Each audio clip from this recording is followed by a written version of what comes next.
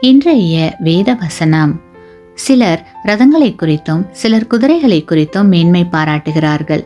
நாங்களோ எங்கள் தேவனாகிய கர்த்தருடைய நாமத்தை குறித்தே மேன்மை பாராட்டுவோம். ஆபிரகாம் ஆண்டவரை விசுவாசித்தார். ஆண்டவருடைய வாக்குத்தத்தத்தின் மீது அசைக்க முடியாத நம்பிக்கையுடையவராக இருந்தார்.